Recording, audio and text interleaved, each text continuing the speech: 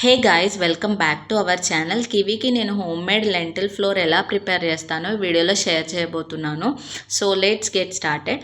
Lintels అంటే మనందరికీ idea ఉంటుంది కదా, పప్పు దినుసులు. సో పప్పు దినుసులతో ఫ్లోర్ ఎలా చేస్తానో అనేది ఈ వీడియో కంటెంట్ అన్నట్టు. ఇది వెరీ సింపుల్, క్విక్ అండ్ ఈజీగా అయిపోతుంది అండ్ అలాగే చాలా హెల్దీ కూడా. నేను కివీ 8 months ఉన్న దగ్గర నుంచి ఈ రెసిపీ పెట్టడం స్టార్ట్ చేశాను.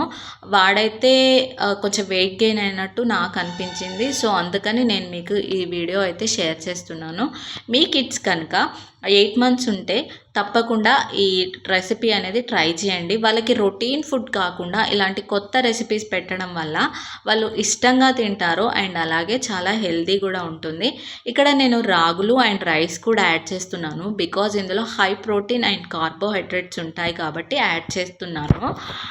లెంటిల్స్ ఏంటంటే చాలా హై న్యూట్రిషన్ వాల్యూస్ ఉంటాయి అండ్ అలాగే ఇది perfect vegetarian and వెజన్ meals as well as gluten free ఉంటుంది. సో తప్పకుండా ట్రై చేయండి. ఇందులో నేను క్యూమిన్ సీడ్స్ కూడా యాడ్ చేశాను బికాజ్ డైజెషన్ అవ్వడానికి చాలా హెల్ప్ అవుతుంది.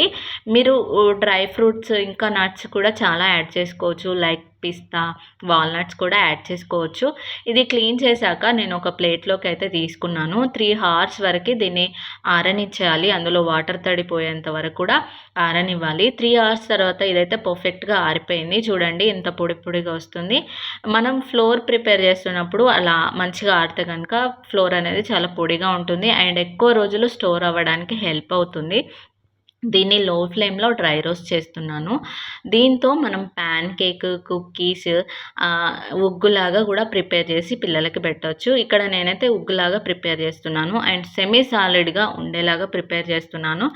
దీంట్లో కొంచెం సాల్ట్ అండ్ గీ కూడా యాడ్ చేస్తున్నాను. దీన్ని రెగ్యులర్గా అయితే నేను పెట్టను, అప్పుడప్పుడే వాడికి పెడతాను. అంటే వీక్లీ ట్వైస్ థ్రైస్ అలా పెడతాను.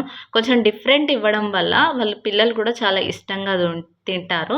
సో మీరు కూడా తప్పకుండా ట్రై చేయండి అండ్ వీడియో నచ్చితే ప్లీజ్ సబ్స్క్రైబ్ చేయండి అండ్ లైక్ చేయండి.